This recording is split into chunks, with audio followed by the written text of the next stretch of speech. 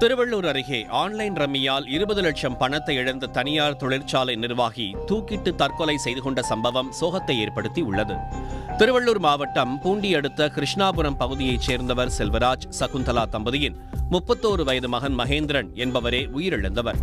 மகேந்திரனுக்கும் திருவள்ளூர் மாவட்டம் கைவண்டூர் பகுதியைச் சேர்ந்த மணியின் மகள் சந்தியாவுக்கும் கடந்த 1.5 ஆண்டுகளுக்கு முன்பாக திருமணம் நடைபெற்றது.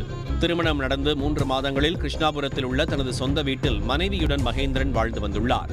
பின்னர் மகேந்திரனும் அவருடைய மனைவியும் மாமியார் ஊரான கைவண்டூரில் வாடகை வீடெடுத்து வசித்து வந்தனர்.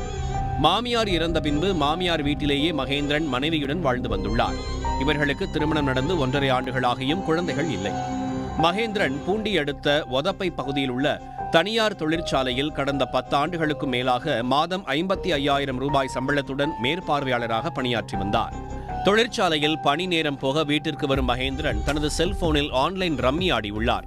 ஆன்லைன் சூதாட்டத்திற்கு விதிக்கப்பட்ட தடை கடந்த ஆண்டு இறுதியில் நீக்கப்பட்டதை அடுத்து அவர் மிக தீவிரமாக ரம்மி விளையாட்டில் மூழ்கியதாக கூறப்படுகிறது.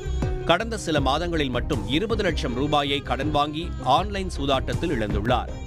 அவ்வாறு வாங்கிய கடனுக்கு தனது மனைவியின் 25 சவரன் தங்க நகைகள் அடகு வைத்தும் மற்றும் தனது சொந்தமான சொத்துக்களை விற்றும் உடன் பிறந்த சகோதரர் உறவினர்கள் உதவியுடன் கடனை கட்டியுள்ளதாக கூறப்படுகிறது.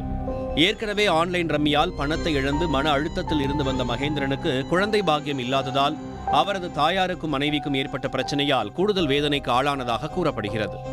இந்நிலையில் நேற்று மாலை கிருஷ்ணாபுரம் வீட்டில் படுக்கை அறையில் மகேந்திரன் தூக்கிட்டு தற்கொலை செய்து கொண்டார். வீட்டிற்கு வந்த தாய் மகன் தூக்கிட்டு தற்கொலை செய்து கொண்டிருப்பதை கண்டு அதிர்ச்சியடைந்து அழுது கதறியுள்ளார். அங்கு வந்த அக்கம்பக்கத்தினர் மகேந்திரன் சடலத்தை தூக்கிலிருந்து மீட்டனர். கணவன் தூக்கிட்டு இறந்த செய்தியை அறிந்து மனைவி சந்தியா கதறியபடி கிருஷ்ணாபுரம் பகுதிக்கு உறவினருடன் வந்துள்ளார். அப்போது பெண் வீட்டாருக்கும் மாப்பிள்ளை வீட்டாருக்கும் வாக்குவாதம் முற்றி கைகலப்பு நடந்துள்ளது. தன் மருமகன் இறப்பில் மர்மம் உள்ளதாக சந்தியாவின் தந்தை மணி தொலைபேசி மூலமாக பெண்ணலூர்பேட்டை காவல் நிலையத்தில் புகார் அளித்தார். அடிச்சு வெளியே போட்டதுனால இது என்ன பண்றாங்க இவங்க அப்படின்னு போலீஸுக்கு நான் தான் கம்ப்ளைண்ட் ரிப்போர்ட் கொடுத்தேன். இதுதான் ரிப்போர்ட் கொடுத்துருங்க.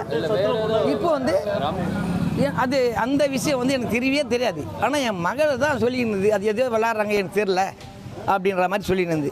எனக்கு இந்த கடன் பட்டது தான் தெரியுமா கண்ணு, மற்றபடி வேறு எந்த விஷயமும் எனக்கு தெரியாது. அவன் ரொம்ப அண்ணா இது விளாட்றான்றது எனக்கு அந்த தகவலாம் தெரியாது. தெரிஞ்சிருந்தாக்கா நான் கடன் பட்டதுக்கு மட்டும் நான் சொன்னேன், எந்த கடமாக இருந்தாலும் நான் கொடுத்துக்கலாமா, நீ நல்ல மாதிரியாக நிம்மதியாக இருந்தால் போதுன்ற வார்த்தையை மட்டும் நான் சொன்னேன்.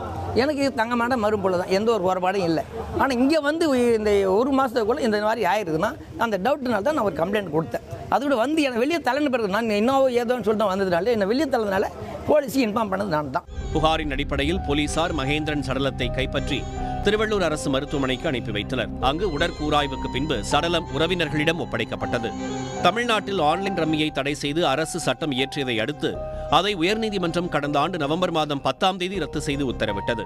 தடை நீங்கியதால் மீண்டும் ஆன்லைன் ரம்மி விளையாட்டை ஏராளமானோர் விளையாடுகின்றனர் என்பது புகார்.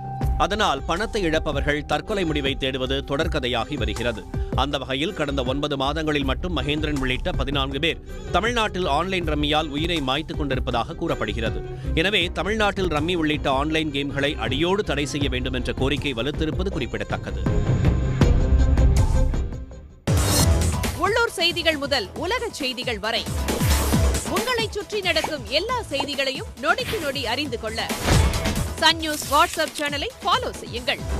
QR கோடை ஸ்கேன் செய்து சன் நியூஸோடு இணைந்திருங்கள்.